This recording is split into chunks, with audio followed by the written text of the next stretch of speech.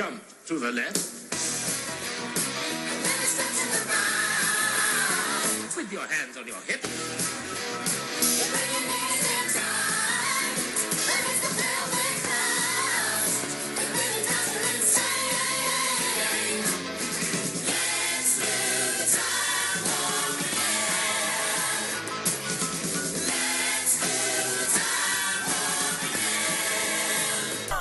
And that was a clip of Rocky Horror Picture Show. This is Movies the Podcast, and this is Brenda. This is Rob. This is Curtis. And this is Jordan. Today we're going to be talking about cult films, but what's everybody been up to first? Well, I think one thing we all did recently was attend Q-Fest, the annual Gay and Lesbian Film Festival in Houston. Brenda and I went and saw 2 movies together. Porn. One was Porn. I always wanted to watch gay porn with James Franco, and I feel I have. And Brenda. And Brenda. And her sister. So from the moment you met her, you're like, you know what? You and I should watch porn together. She said that, we actually. bonded. Yeah, it was... And then we had kebab afterwards. So. And she gave me a pedo bear tie. It was a good time. But we saw Interior Leather Bar, which is James Franco's project envisioning the lost footage from 1980s cruising. And then we all saw, except for Curtis was not available that night, I know. He was on a date. Saw First Period, which is a comedy, date. Which we all really enjoyed. I loved that movie. It was pretty amazing. Tell me what it's about. It is if you've seen Girls Will Be Girls, it's kind of Girls Will Be Girls meets Mean Girls meets, it's like John Hughes meets John Waters. Yeah. And so it's very campy, but it's a throwback to those high school drama comedy, romantic 80s movies. And for such a broad comedy of a movie, I found it pretty relatable. I really liked... I totally related to it. I like the main girl. She's kind of off a little bit. Like she has so much pride in herself that she doesn't care what people think about her. And I loved her. And I love that the one girl had no friend, the coat rack. Oh my gosh, she was hilarious. Well, the twist is that the 2 main characters, the 2 girls, are played by men.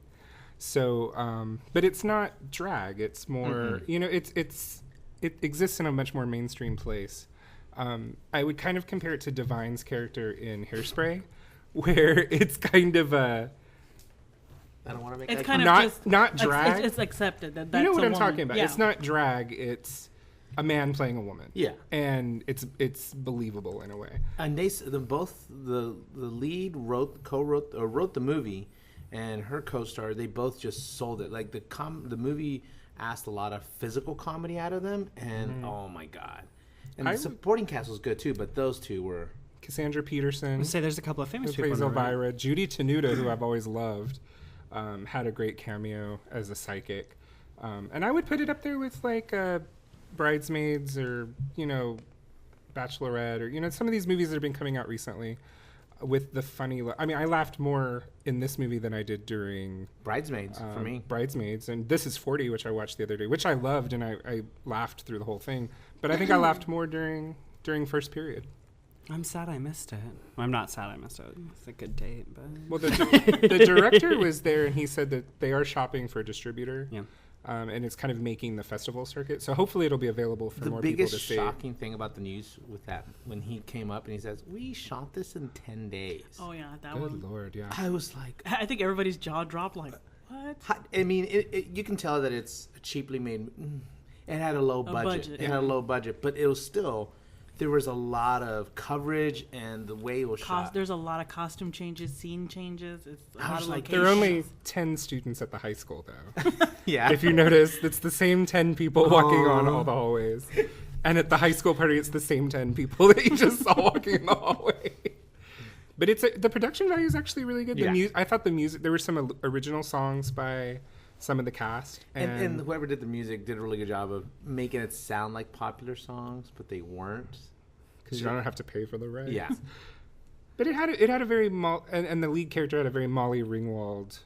For those of us who grew up watching Molly Ringwald and that earnest, pretty girl that isn't popular, but she kind of puts together her own fashion, that was really a throwback to kind of like conventionally beautiful. Yeah, definitely. And a lot less annoying than Molly Ringwald, I will say. The only film I saw at Q-Fest this year was, I saw a short called PDA, and then Rob and I saw, and Brenda saw, a documentary about Divine. Excuse me. I was really sad that I had class and I didn't get to see It was the a fantastic Divine documentary. I've heard so many good things. It was pretty It, packed. and Rob had made a really good point when we saw it too, or I don't know if this was your point or I'm stealing it, but there was such, it felt like audience participation. It felt like everybody was watching it together and everybody was in it. We all were interested. It was a community experience watching that Yeah. movie, and it's just, you forget that sometimes going to watch a movie should be like A you're shared there to get a experience. shared experience. It is, and it was fantastic. Everybody laughed and clapped, and there was just, the reaction to the film was fantastic. Actually, we had that again. I wish there were more during first period, but there was a lot of, you had those same reactions with other people. It was cool, and that's I like that about the film festival, which was these people who go to these things are people who love movies and people that are interested in the community, and so there's a level of engagement that you don't find in mainstream movie theaters. Well, with the people. my sister and I made it to I Am Divine, like by the skin of our teeth. We actually got there early, but being naive, didn't think it was going to be sold out.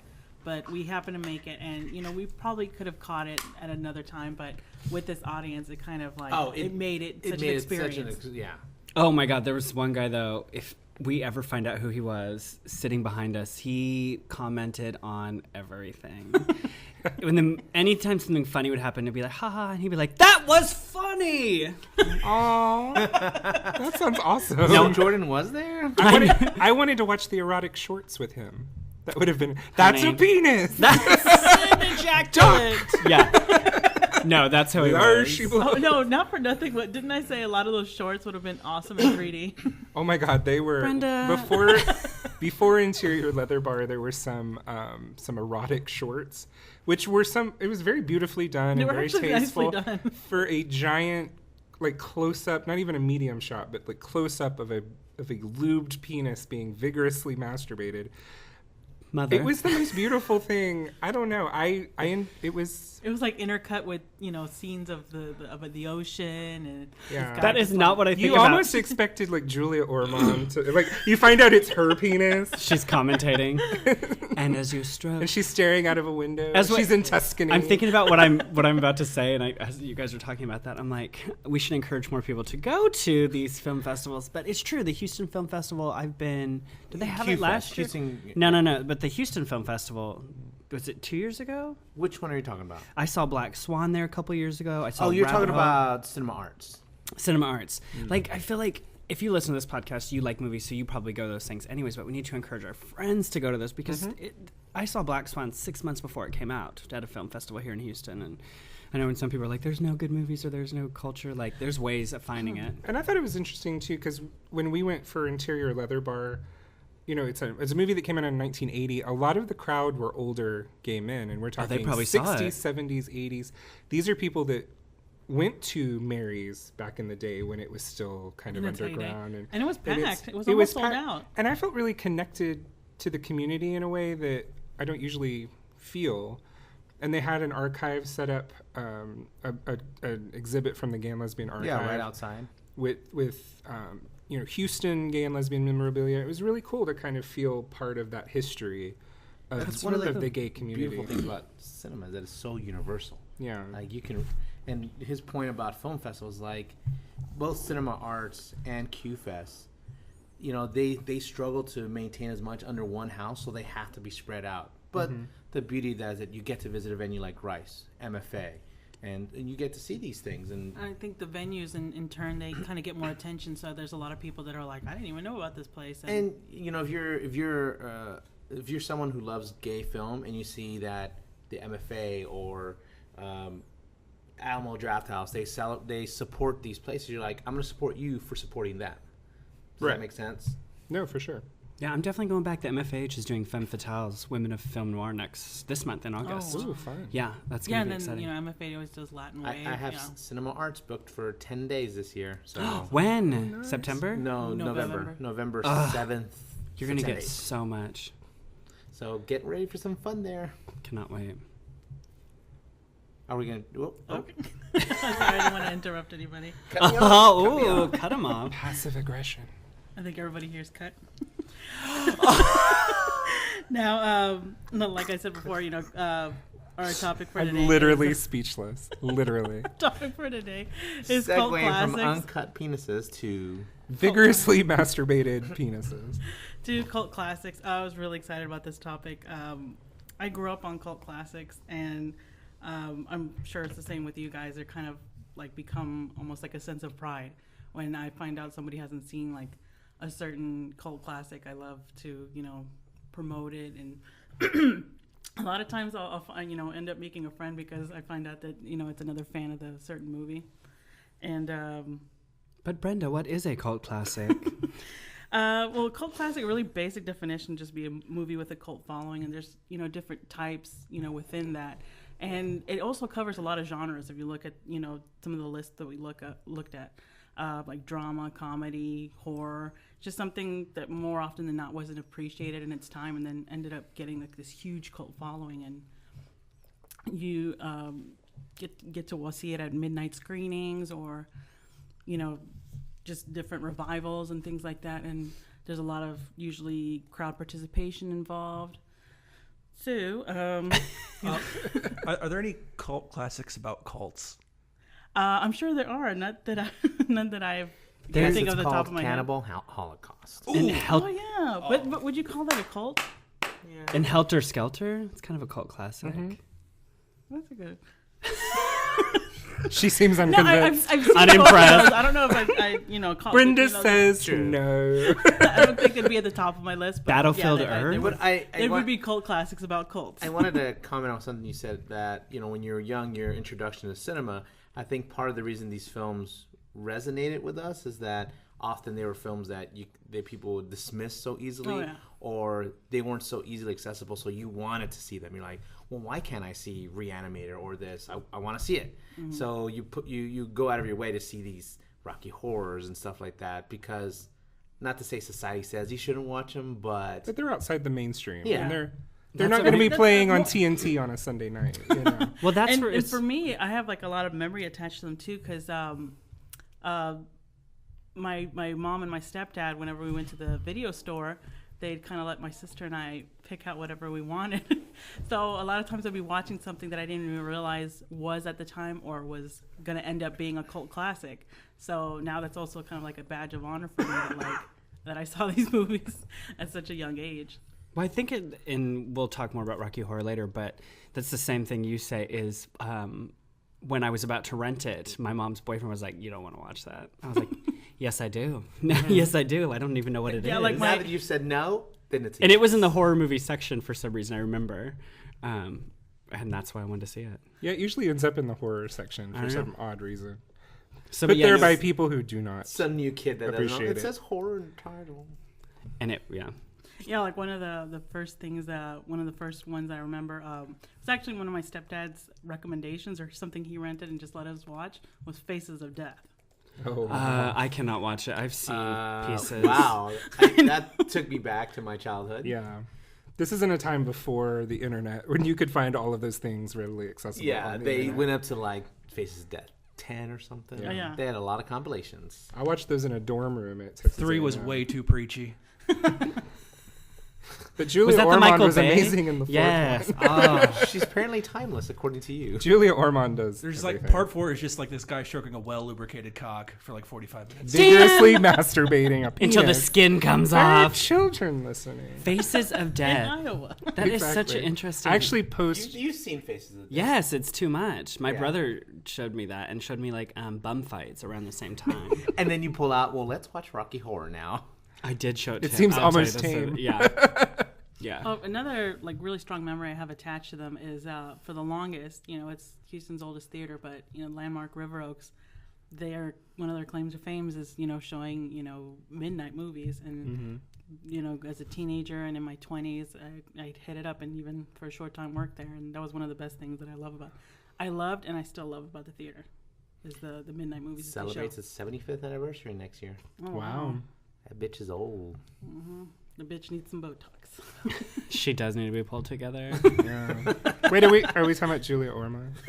She looks good. Have you seen her on She Mad looks Men? amazing. Okay. She looks amazing. This is not Julie Ormond. Fabulous. Is this a Julia Ormond? You know, when I was looking through the list, They're too. all Julia Ormond. Thank you. When I was looking through the list of the cult classics, it was very hard for me when we talked about this topic. I was like, I can only think of really like one or two, but there were some movies on there that I didn't realize were not popular at the time. Like Bound is on a lot of cult classics. Yeah. The Jennifer Tilly, Jenna Gershon. It didn't do that well. It was critically acclaimed.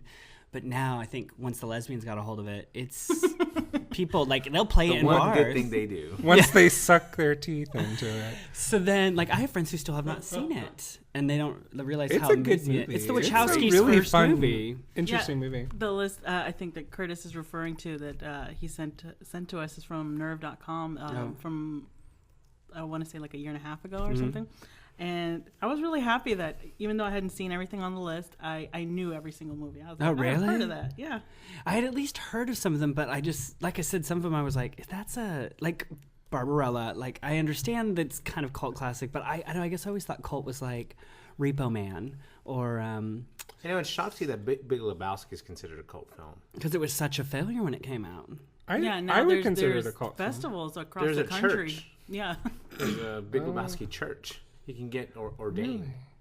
Interesting. I wish Death Becomes Her would become a cult classic. I think it is a cult classic. Like It's a a gay gay cult cult classic. classic. But it's a there's sub So genres. in genres within cult classics. We can't even be a first-class citizen in cult films. there. Yes. Some of them I saw were like, campy, guilty pleasures, She's midnight skipped movies. right over your rights there. Oh, I sorry. know. No, You I know what it feels like. No. stand with Texas women. Exploitation, B films, and then one I saw was So Bad It's Good. There I are definitely, yeah. There's some amazing... Speaking of River Oaks, Basic Instincts 2. Why would you say that to me? I'm with you, Curtis. It's terrible. It's good. It's so bad that it's good. Rob It is- can't travel down a dark alley now with Curtis because he's gonna get cut. No, here. Let me talk about Basic Instinct. Okay, it's weird. It's like it's not bad. It's like I said Basic Instinct 2. no, I know. It's like they chose the wrong dialogue to cut, and then they could have like she has a line where she goes, "Maybe you want me to be the killer," and that would have been a great line. Like, maybe you want me. Like, that's kind of like invitational. No, she goes, "Maybe you want me to be the killer." Like, some guys are into blondes and some guys are into killers. So if you see the difference, You should have quit while you were ahead. that's what I mean. It's like a lot of the seduction scenes are like she throws a belt around his neck while they're having sex. That's freaky enough. No, let's make it freakier. She's like, "I trust you. Do you trust me?" No. Gross. So that.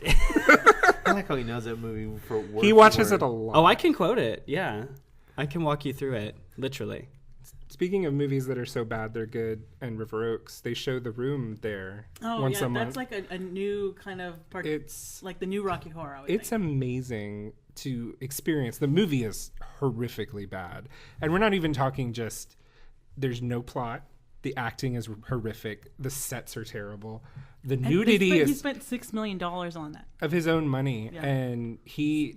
If you don't know about the movie, you I was a can, little jaw drop, so there was yeah, no you audio. can Google about The Room because is this filmmaker in San Francisco, and he put $6 million of his own money into making his amazing movie project, and hired these people and bought all this equipment and sunk all this in, and it is horrific. And he directs himself in it, and it has become. It's considered the worst movie ever made, but it has become a midnight movie phenomenon because, like Rocky Horror, they have the audience participation and people dress up and they throw. He shows up at the screening. Yeah, He he's loves actually come it. to Houston a couple times. But does he know it's bad? It's like one of those things that I think because it's now popular, but in that ironic way, I guess he's kind of embraced it because he kind of, in some interviews he said that, that was his point, but then they've interviewed actors and they're like, he's a nice guy, but he's totally BSing. That he was intending really to make into a it. serious film, and that's not what he ended up making. It's horrible. I mean, if you ever watch like one of those Skinamax movies that's on at like 2 a.m, that's like dildo Saggins and the Shire. the Lord of the Cock Rings, like that's an actual, or The Devil Wears Nada. There's Oh, that's good. those have better production value than this. For movie. $6 million? It was well, and I read in an article about him. You know, he did because he had never made a movie before. He bought cameras when other people rent them. Yeah. Like if you're making a movie, you bought- rent equipment, but he bought all of this equipment. He bought a huge billboard, I think, in Los Angeles or San Francisco that was up for the longest promoting the film. Yeah. And it's Why? It's pretty, and I've read interviews with some of the people involved, and there's in the movie at one point one of the characters changes actors because the actor quit. So they just changed the actor halfway through the movie. How do they explain that? They They need don't. to. On Wikipedia, it's budget $6 million. Opening weekend gross for this film was $1,800. Oh, wow. But I wonder how much it's made now, not $6 million. I'm sure it's made quite a bit now, and it's made him kind of a celebrity Yeah. in a way, and it's just it's good fun. And if you ever go, it's so much fun. And I like to go. What I was really impressed at the room is that there are a lot of young people there. Yeah.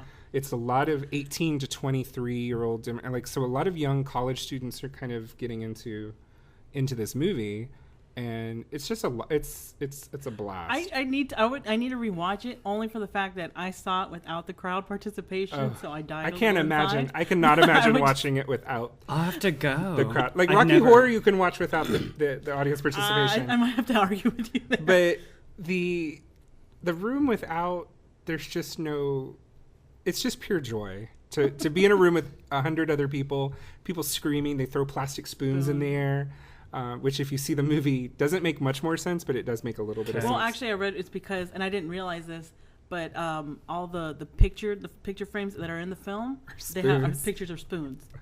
Like I didn't notice Is that symbolic? Or No, No, it's just I don't know. It's if just he spoons. It's just spoons. That was what was in the frame See, when he this bought is him. Curtis is trying to find meaning. Yeah. in all of Don't this. do that. Your head will hurt. So yeah, he apparently went to and bought a complete beginner's director's package, which includes purchasing a brand new film camera. The director was confused about the difference between a 35 millimeter and high definition, so he decided to shoot the film on both using two different cameras.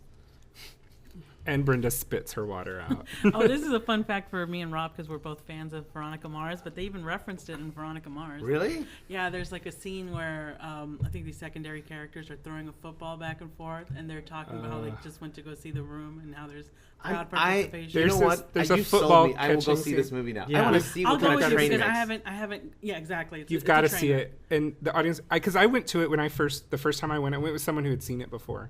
And they were like, go, it's going to be cool. And I was like, I looked on YouTube and I watched 2 clips. And I was like, what the fuck is this? So I went. It was amazing. Oh, I was just so to happy. Move off away from that topic, but I will. Yes. I'm We down. need to make. Well, you know what we should do? We'll have a movies the podcast outing. It's always the second Friday of every month. yeah, that At they play. midnight. Yeah, at midnight. because the second Saturday of every month is Rocky Horror. They always do it the Friday before. Okay. Speaking of Rocky Horror, now that what I was saying, like, Ooh, I'm not sure about. perfect segue. What It's not a segue if you call it a segue. segue?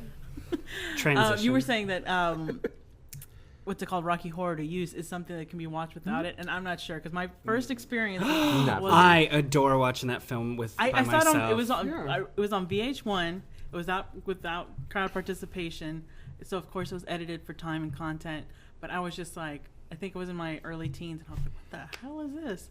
And so I think the first time I actually saw it with an audience is when I started working at River Oaks. And it is a lot of fun, but it's one of the things is it kind of distracts you from actually watching the film and seeing how kind of silly and bad it is. I don't think it's bad I at don't think all. it is I'll say either. this: it took me until just a couple of years ago. I thought it was kind of silly and the musical and fun and everything. It took me a couple of years until a couple of years ago when I watched it again. I thought this is a well-made. It's kind of It's a entertaining. No, I'll I give it think that. it's well made. Like I do you're too. wrong. No, I think it's the character of Frankenfurter when he gets to the end and he sings that "I'm Coming Home" Yeah. song, Mm-hmm. and you realize, oh, there's a sadness to this movie and something, and there's more. You can read about the storyline that they had to cut that makes it a little deeper, but I think it's a fantastically well made movie. I And maybe agree. it's something that merits, rewatching without the audience. Just me. But with What the the DVD? audience, though. I've never seen it with an audience. Really? Oh, Then, you we'll- need to. then we're gonna take Friday and Saturday night off, and we're gonna go watch these 2 movies back to back Back at to the back River with Oaks. the crowd Can I dress up participation. as Magenta? I'll bring It's the cocaine. encouraged. I mean Colombia. Which is in some places code for cocaine. Or my date? I just call it breakfast. Okay. Moving on. Moving on. So what are kind of So what are some of your guys' favorite cult films or cult classics? Oh, I thought we were going to talk about experiences with Rocky Horror. I'm sorry. I totally skipped over you guys. That was my experience, but go ahead. Brenda. I thought that was your segue into. Segue. You can't See? point out the segue. All about See, Brenda. you didn't point out the segue, so I didn't know that was a segue. But you go ahead. Tell us, Boo Boo. Oh, my butt hurts now. Shouldn't it? No. Shouldn't it? My biggest experience is that whenever I was promoted at the River Oaks to manager, one of the shit jobs positions that they will give you is, well, you get to work with Rocky Horror. You get to deal with that. All the other managers leave. You get to be the one to deal with the craziness of that. And I never really watched the show. I've seen it once on TV, and I was like, I don't understand this. But and this is back when they did it every Saturday night. Saturday after Saturday, I would sit there counting down in the count room, and you can hear right through the wall all the screaming and the yelling. And so I learned the songs before I even seen the movie with an audience, because I'm in there counting down tails, listening to them through that wall. So when I finally saw it, all in context, it made a lot of sense to me. But I was only there 6 months, and you were there obviously a lot longer. But I noticed for the midnights, some did okay and some did even a little better. But like Rocky Horror always did great. It was like at least $2,000 a show. It's like, and the cast never gets paid. Oh, hey. I was... They do it for the love. 11. Yeah, that's what we count on. Exactly. And then they make them. We used to make them clean, or they still do. You get to do this for free, and then you still have to clean up after it because it's your mess. Oh, I'm sure people love it. I was 11. My mom was on a date. No, it wasn't a date. Well, I don't know, whatever. Anyways, she was bringing her 11-year-old on a date. And so they were going to go back to the house and hang out. And they said I could rent a movie, so I wanted to rent Rocky Horror. And my mom's boyfriend at the time said, you won't like it. I said, I'm going to watch it. Well, they went to bed. And left you up watching Rocky Horror. And left me up watching Rocky Horror. And I thought, this is insane. Is this why you're gay? Probably. Like, did you have a moment I was still glitter light This came and from Sleeping above? Beauty turned you gay. I wanted to be Janet. Well, I saw That's how you I saw know. Rocky Horror and Basic Instinct pretty close by each other. So, and The Witches of Eastwick. So, anyways, that's probably why You I'm gay. didn't stand a chance. So I know. You weren't going to come out of there So heterosexual. I watched the movie and then go to bed. My brother comes back from staying at his one of his friends' houses to have a slumber party, and I'm like, "You've got to watch this movie." So then my brother and I watched the movie, and we were singing those songs. We got in so much trouble because we would sing "Touch It, Touch Me." I will post that video of him doing it at karaoke. Which I did do it as spoken word karaoke recently. I didn't want to sing it, so I just said, I was feeling on in. Feeling very William Shatner. couldn't win. Like, Yes. It's a pretty song. I like it. but I do, yeah. So that's how I saw it the first time, and the second time. You watched it twice, like I watched it When he made his brother watch I watched it that Oh, night, then and then I you made my watch brother. I watched it with my brother because I had no clue what we were watching. No clue. I thought it was scary, and it was kind of had some scary, tense moments when you're 11. when you're 11, yeah. When like, Riff Raff is torturing Rocky. No, don't do it. no, when he's like they're eating the Meatloaf character. What's the Meatloaf character? Eddie. Eddie. They're Yeah. eating him, so that's like terrifying. And then it was sexual, but it was fun, but it was. So it I'm was ashamed that scary it to took me 4 viewings to figure out the joke. What That show? what they're eating for dinner. No. When Frankenfurter says that's a rather tender subject, and then everyone's like looking at their plate, and I was like, oh no. What's the call line? Well, that's a rather tasteless joke. I watched it better for the watch first out. time when I was 14, and I had finally found my niche group in high school. I was a freshman, and I started hanging out with these seniors who did Rocky Horror. And they smoked pot, and they smoked cigarettes, and they listened to the They Smiths. sound cool. They were so cool, and some of them are Facebook friends with me, so they're probably listening. I know one of them listens, but we kind of that was kind of my first like taste of like bigger world outside my little town, and these cooler older kids were showing me this like, and it felt like this like secret initiation into something outside of our town, and so I've loved Rocky Horror. I've seen it 1,000 times, and I watch it all the time on its own. I do my own audience participation. I don't dress up like Janet in my living room anymore. You've gone past that. You scared the neighbors. Well, my neighbors were complaining. Touch me. I'm just still surprised, Brenda, that you didn't get the I really do have like a weird. Maybe it's a gay thing. I know you're straight and everything, but maybe it's a gay thing. Like that Frankenfurter's different, and so when he's not tragic. proud of it. He's just like, whatever. I'm gonna be. He is proud of it, but he's not. The first time I proud. did see it, it was edited and whatnot, and I was pretty young. I was 13, so maybe now, like I said, the only other times I've seen it afterwards are with the crowd participation, so it's kind of hard to pay attention. Oh yeah. But so maybe it does merit another watch kind of on its own, and then I'll give you my real evaluation. That was Tell my me experience with soon. it. I did want to mention one that was a cult classic, and I think we'll agree the film might not be good, but the performance is amazing, and that's Mommy Dearest. And I know people like joke about it. It is considered a cult classic. Yeah, Yeah. but her performance is fantastic. It's amazing. Like, she is Joan Crawford, and she does not talk about that movie. But I might have been up late one night and found her inside the actor's studio, and she talks about it for the first time. Yeah. And she's a little embarrassed, and she's really proud of the movie, but she just talked about how she is proud of that performance, and it was a hard It performance to harpooned do. her career. Oh, she said that. She said, She "I was so defined." blackballed because of that movie, because of friends in the Hollywood establishment, friends of Joan Crawford. Really, because if you Faye Dunaway in the 70s had kind of an amazing career. She's doing Bonnie and Clyde, I've and read she her did biography. Chinatown, and she's an amazing actress. She's gorgeous. She was making hit after hit, and then after Mommy Dearest, she kind of disappears for a little bit. Supergirl is out there somewhere, but I've seen it. Supergirl. Yeah, it killed her career. It killed her career, and she really suffered a lot because of that And movie. not many people, I know she blames that. Not many actresses from the 70s are still around. Sally Field, Jane Fonda. But that's it really killed her good. career pretty immediately. Oh, after yeah. the movie came out in 83, I think. 83, 84. I can't remember. I think 84. Joan Crawford died in 77. So Then it was like 81 or 82, something. It was early 80s. And so her career in the 80s really, really suffered because of it. Fizzled. Yeah. Yeah. Which is a shame, because she's a great actress. Yeah. And She pops up every once in a while, but I love Faye Dunaway. I've seen a ton of her movies. I have her biography. I just wanted to, with this episode going live so quickly, I just did want to give a date for Rocky Horror at the River Oaks. Saturday, August 10th, but if you want to watch The Room in Rocky Horror, 2 nights back to back, is Friday, August 23rd is The Room, and then Saturday, August 24th is Rocky Horror. I was trying to squeeze that in, but you Bitch, don't interrupt me. Also, we didn't get to hear Stan's, experience in Rocky Horror. Oh, I was terrified, but I love Tim Curry, so yeah. You were watching it, that's why. Or Oh no, it was Labyrinth. That was funny.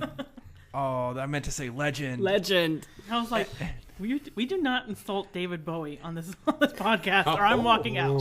She has a line. there's the line. There's the line. I saw the line, but I snorted it. Oh, continue, Curtis. You remind me of the Babe. Are we ready for another segue, Rob? Sorry, segue, Rob. Is it time for a segue? So are you segueing? No. Our next segue is Well, about twists. that was. I mean, we didn't need the segue. You were already into, kind of our favorite, our favorite cult film. I know, he kind of avoided that, whatever. I have to say my favorite film, I think my favorite film of all time, and it's definitely a cult classic, is Clue. And very apropos, because we found out today, the day that we're recording this, that Eileen Brennan, who played Mrs. Peacock, has died at the age of 80, and an amazing actress in a lot of different films. Clue is one of those movies, if you don't think that it's a cult classic, quote it on your Facebook page and see what happens. Yes. 10 or 11 people will immediately start quoting, like quote off. It's eminently quotable. Madeline Kahn, amazing. Eileen Brennan, Everybody Tim in that Curry, cast is Leslie amazing. Ann Warren, Martin Mull, Michael McKean. and Tim Curry and Is it Christopher Lloyd? Christopher Lloyd. Yeah. And There's it's some just- Oscar You're nominations in singing that Telegram. who was Susanna Hoffs from the Bengals. Oh yeah. Yeah. No. Yes, it's Susanna Hoffs playing the telegram girl. Yeah, I knew that. And but it's an amazing movie. It bombed at the box office when it came out, but it became a huge VHS rental. And I am constantly amazed when I come across people that if you just quote it in a bar, someone standing next to you will quote the next line. And the other night when we were at First Period, Charlie Vaughn, who's the director of First Period, said that was his favorite movie, was Clue. And you find it, straight people, gay people love that movie so much. I own it on DVD. I've seen have it it on maybe Blu-ray. 1,200 times. Back when we used to run 35 millimeter at the River Oaks, whenever we booked that one, the studio would send you a mysterious ending. You didn't know which ending you would get. Yeah, I so- love that. I loved it when they showed it on TV because you would watch you would get to see all three endings. all three endings. Yeah, But which in I theaters, was. they just send you with whatever ending you get, and it was always fun to guess which one you would have. I've Yeah. never seen it with just the one ending, but Well, on you the can D- do that on the Blu-ray. On the DVD or the Blu-ray, you can choose to do it with a random ending or the all three. I've always watched it with all three because I just like it. I with like all three. Yeah, I like the I don't like the sad ending. I'm a fan of the happy ending. Which one was happy? Are you thinking of Wayne's World? No, I just wanted to work happy ending in. Thanks. Oh, okay. I'll crawl back into my corner now. Oh, I got it now. Dan. Well, I was a fan. A fan of the board game, and so I think that's why I ended up watching the movie as a kid. But I loved it, and then in subsequent viewings, I love it even more. And I it's- even want to try the mystery murder theory dinner that's going around just because of that. And it's got it's some I think they great have an antibiotic actors for that. having a What? lot of fun doing. It's just such a sharp comedy. The humor in that. If you haven't seen this movie, you're a fan of just the timing and the act. It's just the whole movie is a great package of a movie. And some of it is ad lib too. A lot of Madeline Kahn's lines are ad libbed. Like her Oh my famous God. "flames on the side of my face" Yeah. was ad libbed. You forget what an amazing comic actress she was. Leslie Ann Warren does not do a lot of comedy, but she was really hilarious. Eileen Brennan is amazing. So it's everyone in that movie is so good and so perfect. It's And funny you say that because those three women all have Oscar nominations for comedies. Eileen Brennan was nominated for Private Benjamin, Leslie Ann Warren for Victor Victoria, That's Madeline Kahn right. for Blazing Saddles. That's right. So they really were it was like putting Maya Rudolph and Tina Fey in. Of 1985. Yes, like and the I'm grand surprised dames Terry of Garr comedy. wasn't in it. Wow.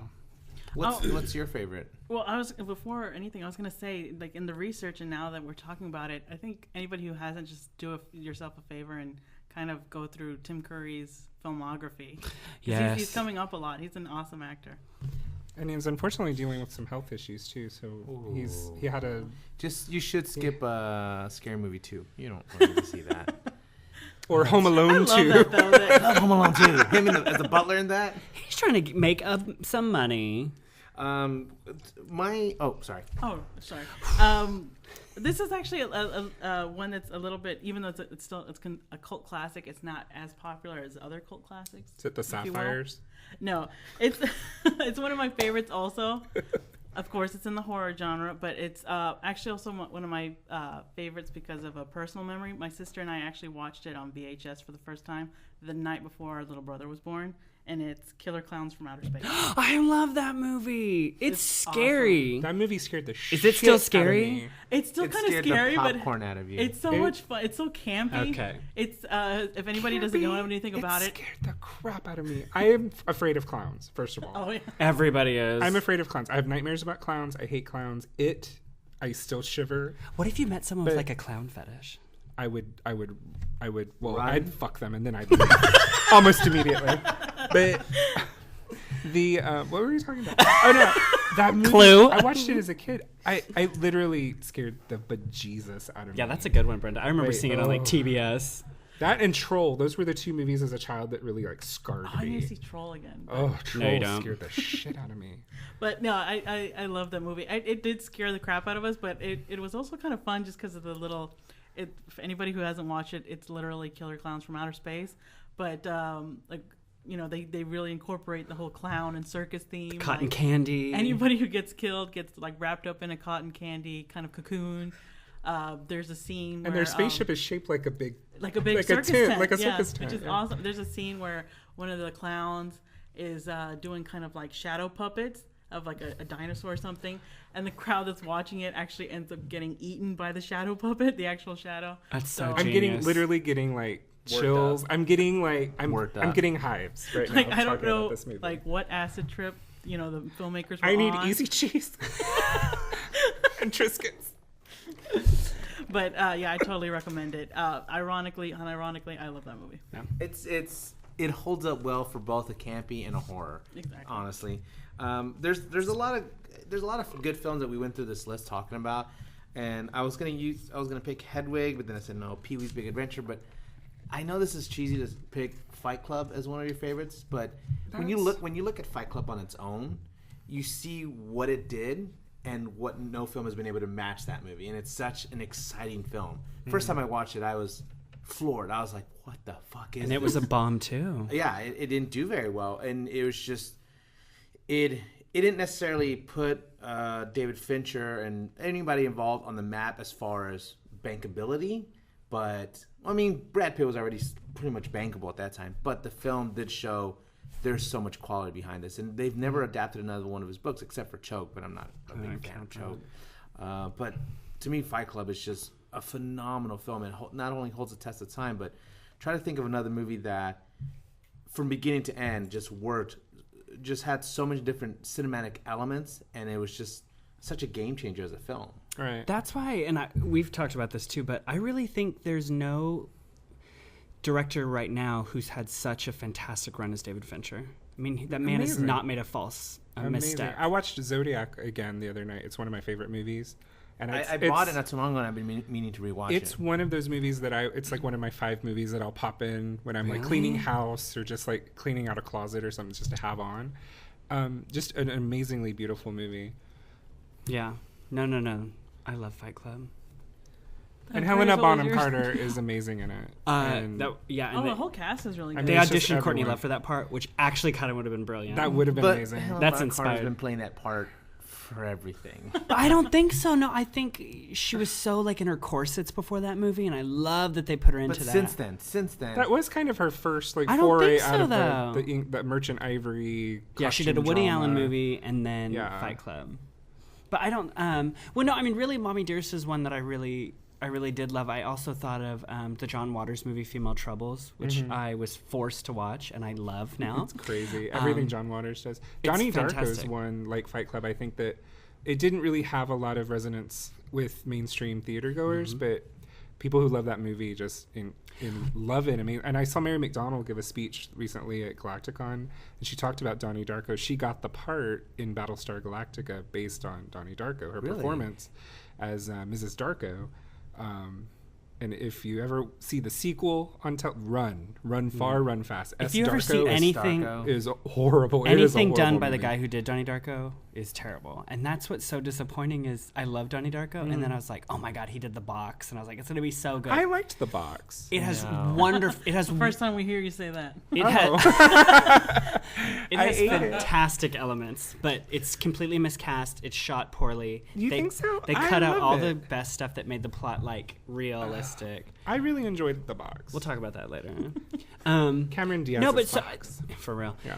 No, really, Mommy Dearest is one when I look through the list. Sisters, I'm a big Brian De Palma fan. Yeah, I've heard of that one, and then it was actually on this list, so it caught my attention. So You really should watch it. What I love about it is you can see 20 imitators of that movie. So when you watch that movie, you're going to go, okay, I've seen that. it's like American Beauty. American Beauty has been that well has been dried up by so many films trying to make. Yeah, and Sisters was really the beginning of it did the 2-shot and the people watching each other, and it's such an amped up rear view or rear window.